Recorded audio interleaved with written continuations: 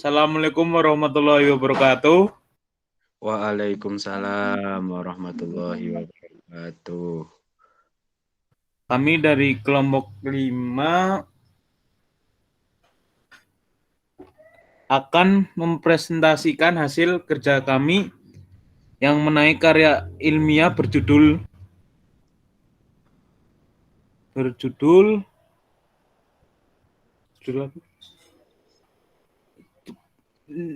aplikasi pengenalan benda bagi tunanetra.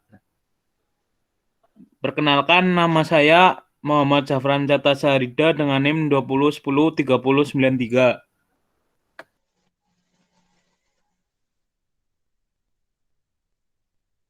Perkenalkan, nama saya Irostia Ningsih dengan NIM 20103090.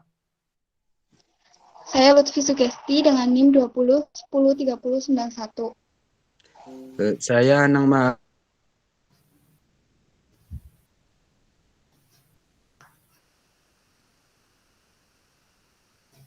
dengan NIM 20103099. Dan terakhir dengan saya Dimas Tia Mahardika dengan NIM 20103107. Baik, terima kasih. Berikut penjelasannya yang akan dibacakan oleh Anang Ma'ruf.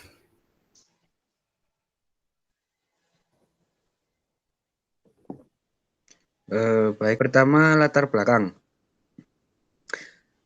Dalam era globalisasi yang terus berkembang pesat, kita semua dituntut untuk mengikuti perkembangannya. Salah satunya adalah telepon genggam atau handphone.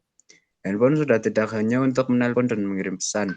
Dalam perkembangannya, handphone mempunyai fitur unggulan lainnya yang diantaranya seperti internet, chatting, multimedia, dan masih banyak fitur yang tidak kita duga dulunya yang dapat kita operasikan dalam handphone kita.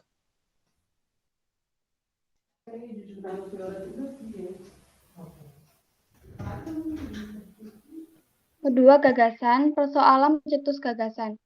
Tunanetra adalah istilah umum yang digunakan untuk kondisi seseorang yang mengalami gangguan atau hambatan dalam indera penglihatannya.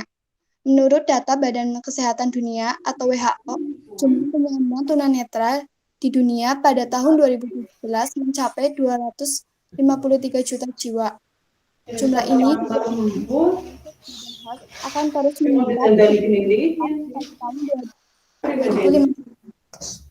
Lalu yang B, solusi yang menjadi konten ilmiah artikel. Solusi dalam mengatasi masalah tersebut adalah dengan membuat aplikasi menggunakan text editor berupa Notepad.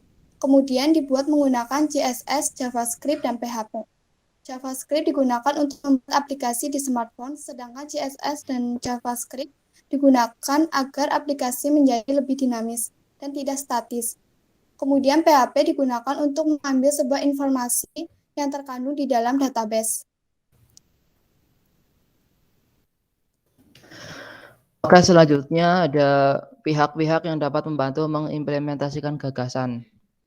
Di antaranya ada PPDI atau Perkumpulan Penyandang Disabilitas Indonesia. Selanjutnya ada FKPCTI atau Federasi Kesejahteraan Penyandang Cacat Tubuh Indonesia.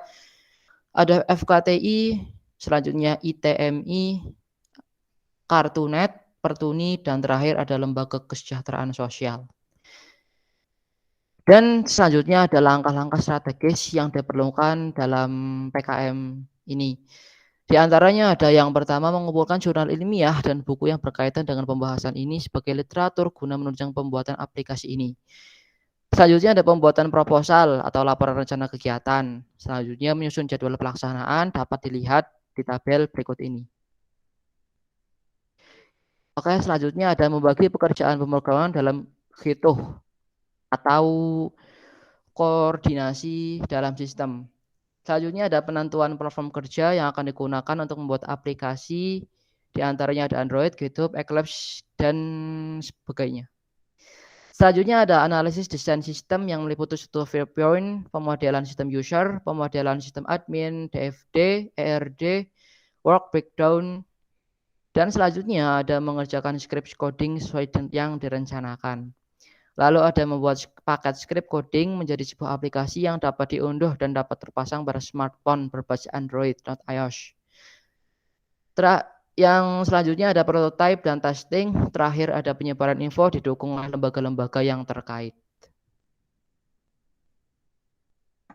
Lalu ada kesimpulan. Yang A menyatakan gagasan yang diajukan.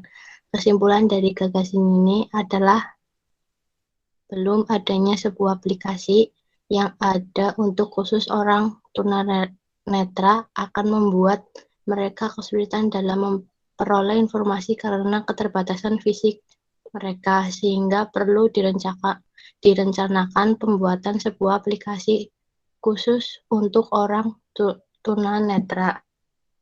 Lalu yang B, cara merelasikannya dan berapa lama waktu yang diperlukan. Teknik yang digunakan adalah dengan membuat sebuah aplikasi dengan menggunakan bahasa pemrograman JavaScript yang biasa dalam pembuatan aplikasi. Database yang digunakan bisa menggunakan database MySQL. Baik, terima kasih. Yang terakhir, prediksi dampak gagasan bagi masyarakat atau bangsa. Akan memudahkan orang tunanetra dalam memahami informasi yang hanya dengan sebuah aplikasi.